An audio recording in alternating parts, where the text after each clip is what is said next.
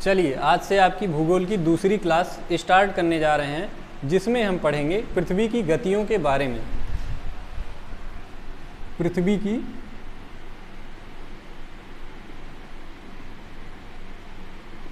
गतियां। पृथ्वी की गतियों में यदि हम देखेंगे तो पृथ्वी की दो गतियां हैं। पहली है घूर्णन गति और दूसरी है परिक्रमण गति। इसको दैनिक गति भी कहते हैं, इसको दैनिक गति भी कहा जाता है और इसको वार्षिक गति कहते हैं।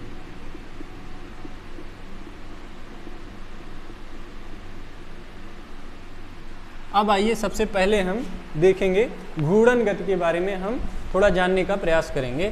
तो चलिए, घूर्णन गति मान लेते हैं ये हमारी पृथ्वी हो गई। तो पृथ्वी जो है ये अपने अक्ष पर घूम रही है। पृथ्वी अपने अक्ष पर घूम रही है और इसको एक बार अपने अक्ष पर पूरा घूमने में 23 घंटे 56 मिनट 4 सेकेंड का समय लगता है। 23 घंटे 56 मिनट और 4 सेकेंड का समय लगता है। अर्थात अगर इसकी परिभाषा दी जाए तो पृथ्वी का अपने अक्ष पर घूमना ही पृथ्वी का घूर्णन कहलाता है और पृथ्वी 23 घंटे 56 मिनट 4 सेकेंड में अपने अक्ष पर पूरा घूम जाती है और इसी घूर्णन गति के कारण दिन और रात होता है। अर्थात 23 घंटे 56 मिनट 4 सेकेंड में एक दिन और एक रात हो जाते हैं। ठीक है, तो आइए अब देखेंगे परिक्रमण गति या वार्षिक गति के बारे में हम चर्चा करेंगे।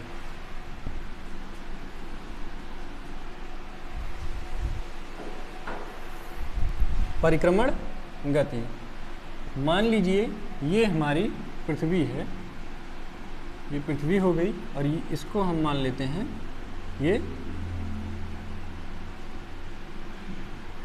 सूर्य है, ये सूर्य है। तो हमारी जो पृथ्वी है ये सूर्य का चक्कर पश्चिम से पूर्व की दिशा में दीर्घवृत्ताकार पथ पर लगा रही है। सूर्य का चक्कर, पृथ्वी सूर्य का चक्कर लगा रही है, वो भी कैसे पथ पर? दीर्घवृत्ताकार पथ पर और पश्चिम से पूर्व की दिशा में। पूछा जाएगा आपसे कि किस दिशा में लगा रही है, तो पश्चिम से पूर्व की दिशा में ये चक्कर लगा रही है। तो इसकी अगर परिभाषा पूछा जाए तो क्या हो जाएगा कि पृथ्वी सूर्य के चारों ओर चक्कर लगा रही है। इस गति को पृथ्वी की परिक्रमण गति कहा जाता है और ये जो पृथ्वी है लगभग 1,06,000 किलोमीटर प्रति घंटे की गति से सूर्य का चक्कर लगा रही है और सूर्य का पूरा एक चक्कर पूरा करने में पृथ्वी को 365 दिन 6 घंटे का समय लगता है। 365 दिन 6 घंटे का समय लगता है और इसी सूर्य की परिक्रमण गति के कारण ही ऋतु परिवर्तन होता है, अर्थात ठंडी, गर्मी और बरसात का मौसम आता है। अगर पूछा जाता है आपसे कि ऋतु परिवर्तन क्यों होता है, तो एक तो हो जाएगा पृथ्वी की परिक्रमण गति के कारण ऋतु परिवर्तन होता है और दूसरा ये हो जाएगा कि पृथ्वी जो है अपने अक्ष से 23.5 अंश झुकी हुई है, जिसके कारण पृथ्वी पर ऋतु परिवर्तन होता है। चलिए, ये दो गतियां हो गई आपकी। अब जानेंगे हम सूर्य से पृथ्वी की दूरी कितनी है। सूर्य से पृथ्वी की दूरी कितनी है?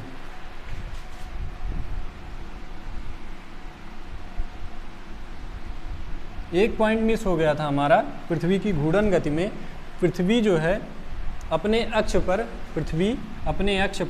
1670 किलोमीटर प्रति घंटे की गति से अपने अक्ष पर घूम रही है, अर्थात 1670 किलोमीटर प्रति घंटे की गति से अपने अक्ष पर घूर्णन कर रही है पृथ्वी। चलिए अब आगे देखेंगे पृथ्वी और सूर्य की स्थिति क्या है।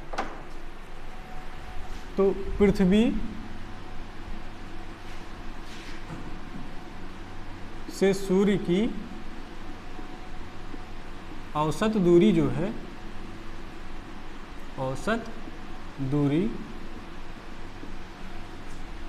14.98 करोड़ किलोमीटर है। 14.98 करोड़ किलोमीटर है जो सूर्य की औसत दूरी है। अब देखेंगे कि ये जो है पृथ्वी सूर्य का चक्कर दीर्घ वृत्ताकार पथ पर लगा रही है। तो यहाँ देखेंगे तो यहाँ दूरी कम हो जाती है, यहाँ उससे थोड़ा अधिक है और यहाँ और ज़्यादा अधिक है। तो ये देखेंगे कि दूरी जब बहुत ज़्यादा अधिक हो जाती है तो उस स्थिति को क्या कहा जाता है और वो दूरी क्या रहती है। आइए, जब पृथ्वी सूर्य से सर्वाधिक दूरी पर होगी, मान लीजिए पृथ्वी यहाँ आ गई, पृथ्वी यहाँ आ गई, जब सूर्य से सर्वाधिक दूरी पर होगी तो इस स्थिति को कहा जाता है अपसौर, अपसौर। और ये घटना होगी 4 जुलाई को, 4 जुलाई को ये अपसौर की घटना होती है। तो ये दूरी जो होगी ये होती है 15.2 करोड़ किलोमीटर की दूरी होती है। अपसौर में पृथ्वी और सूर्य की दूरी 15.2 करोड़ किलोमीटर की होती है, जो कि सर्वाधिक है। अब देखेंगे जब पृथ्वी जो है सूर्य से सबसे नज़दीक स्थित होती है, सूर्य से सबसे नज़दीक स्थित होती है। अब मान लेते हैं कि पृथ्वी गति करते हुए यहाँ पर पहुँची, अपने पथ पर यहाँ पर पहुँची, तो पृथ्वी जो है सूर्य से सबसे नज़दीक स्थान पर पहुँच जाएगी। तो इस स्थिति को हम उपसौर कहते हैं, उपसौर कहते हैं, उपसौर कहेंगे। और ये स्थिति बनती है 3 जनवरी को, 3 जनवरी को। और ये जो दूरी होती है ये 14.7 करोड़ किलोमीटर, 14.7 करोड़ किलोमीटर। तो इतना क्लियर हुआ। अब आगे हम जानेंगे विषुव क्या है और स्थितियां जानेंगे पृथ्वी और सूर्य की। तो इसको थोड़ा सा हम स्किप कर दें।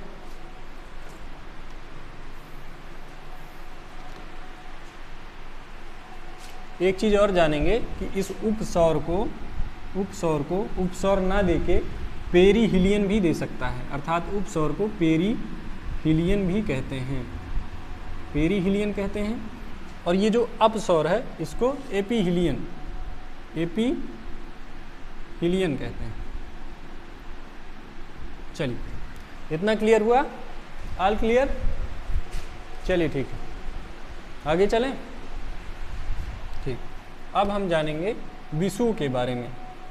विषुव क्या है?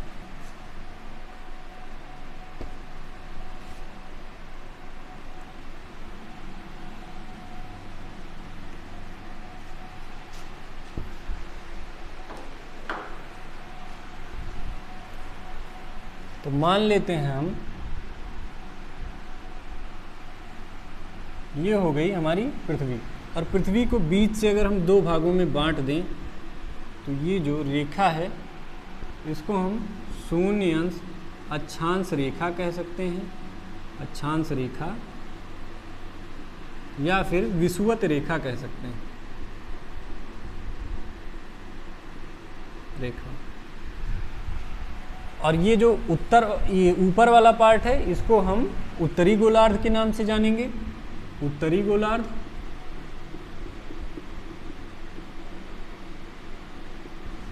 और जो नीचे वाला पार्ट है इसको हम दक्षिणी गोलार्ध के नाम से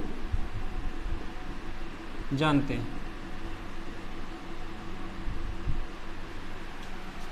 तो ऐसे ही ये शून्य अंश अक्षांश है, इसके ऊपर जाएंगे 1 अंश अक्षांश, 2 अंश अक्षांश, ऐसे ही 23.5 अंश अक्षांश रेखा को, 23.5 अंश अक्षांश रेखा को हम कहते हैं कर्क रेखा। और ऐसे ही दक्षिणी गोलार्ध में हम आएंगे 1, 2, ऐसे ही 23.5 अंश अक्षांश रेखा दक्षिणी गोलार्ध में, इसको हम मकर रेखा के नाम से जानेंगे, मकर रेखा। चलिए अब हम विषुव के बारे में चर्चा करेंगे कि विषुव क्या है। चलिए मान लेते हैं ये पृथ्वी है और ये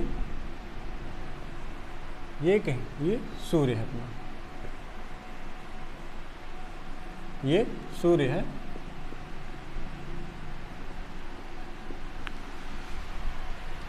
तो विषुव की अगर परिभाषा देखी जाए तो जब सूर्य का प्रकाश विषुवत रेखा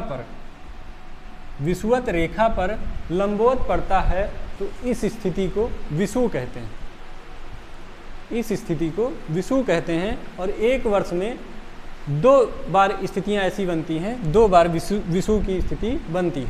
एक बार जब सूर्य इधर से पूर्व की ओर आएगा और विषुवत रेखा पर लंबवत पड़ेंगी उसकी किरणें तो, और एक बार पश्चिम की ओर जब सूर्य की किरणें विषुवत रेखा पर लंबवत पड़ेंगी तो आइए देखते हैं किस तारीख को ऐसी स्थितियां बनती हैं। तो ये जो है विषुव 21 मार्च को, एक डेट है 21 मार्च जब विषुव की स्थिति बनती है, लंबवत पड़ेगी। अब मान लीजिए पृथ्वी इसका चक्कर लगा रही है, पृथ्वी यहाँ आ जाती है, या कि सूर्य उधर हो जाता है। जब सूर्य इधर हो जाएगा, सूर्य यहाँ पहुँचेगा, ये दिख रहा है, सूर्य दिख रहा है अपना, दिख रहा है सूर्य। चलिए ठीक है, सूर्य मान लेते हैं पृथ्वी गति करते हुए अब इधर आ गई सूर्य के, तो अब सूर्य की किरणें लंबवत विषुवत रेखा पर इस तरफ से पड़ने लगी, तो ये स्थिति जो होगी, ये स्थिति 23 सितंबर को बनती है, 23 सितंबर को बनती है, ये स्थिति 23 सितंबर को बनती है। और 21 मार्च को जब विषुव आता है, 21 मार्च को जब विषुव की स्थिति बनती है तो इसको वसंत विषुव कहते हैं, वसंत विषुव कहा जाता है। और जब 23 सितंबर को ये स्थिति बनती है तो इसको शरद विषुव कहा जाता है, शरद विषुव कहा जाता है। अब 2 चीज़ें और इसमें बनती हैं कि जब सूर्य की किरणें इस पे विषुवत रेखा पर ना पड़कर, विषुवत रेखा पर लंबवत ना पड़कर जब ये कर्क रेखा पर लंबवत पड़ती हैं, तो सूर्य की किरणें जब कर्क रेखा पर लंबवत पड़ती हैं तो इस स्थिति को कर्क संक्रांति कहा जाता है, कर्क संक्रांति कहा जाता है। इस स्थिति को कर्क संक्रांति कहा जाता है। और ये स्थिति उत्तरी गोलार्ध में 21 जून को बनती है, 21 जून को, अर्थात कर्क संक्रांति की स्थिति 21 जून को बनती है। अब जानेंगे जब ये सूर्य की किरणें लंबवत कर्क रेखा पर पड़ती हैं तो उत्तरी गोलार्ध में सबसे बड़ा दिन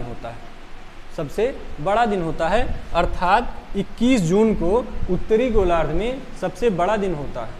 आपसे पूछेगा कि किस स्थिति में उत्तरी गोलार्ध में सबसे बड़ा दिन होता है, तो कर्क संक्रांति के दिन उत्तरी गोलार्ध में सबसे बड़ा दिन होगा। और जाहिर सी बात है, जब उत्तरी गोलार्ध में सबसे बड़ा दिन होगा तो दक्षिणी गोलार्ध में सबसे छोटा दिन होगा और सबसे बड़ी रात होगी दक्षिणी गोलार्ध में, ठीक है।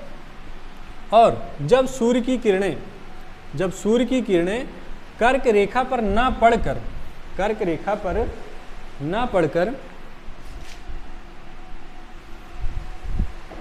मकर रेखा पर सीधे एकदम लंबवत पड़ती हैं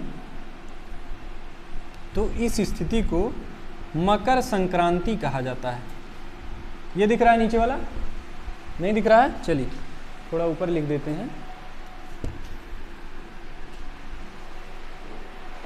जब सूर्य की किरणें मकर रेखा पर लंबवत पड़ती हैं तो इस स्थिति को मकर संक्रांति कहा जाता है, मकर संक्रांति कहा जाता है। और ये स्थिति कब बनती है दक्षिणी गोलार्ध में? ये 22 दिसंबर को ये स्थिति बनती है।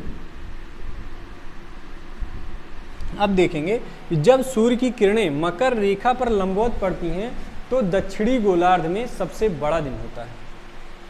अर्थात मकर संक्रांति के दिन दक्षिणी गोलार्ध में सबसे बड़ा दिन होगा और ये स्थिति कब बनती है? 22 दिसंबर को।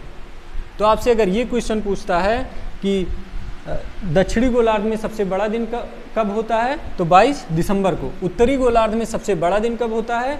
21 जून को। और उत्तरी गोलार्ध में सबसे छोटा दिन कब होगा? जाहिर सी बात है, जब 22 दिसंबर को दक्षिणी गोलार्ध में सबसे बड़ा दिन हो रहा है तो उत्तरी गोलार्ध में सबसे छोटा दिन होगा। इसी के विपरीत दक्षिणी गोलार्ध में सबसे छोटा दिन कब होगा? जब उत्तरी गोलार्ध में सबसे बड़ा दिन होगा, अर्थात कि कर्क संक्रांति के दिन, अर्थात 21 जून को। तो ये थी हमारी पृथ्वी की गतियाँ और पृथ्वी की स्थिति। अब आगे हम अगली क्लास में दूसरी चर्चा करेंगे। हो गया?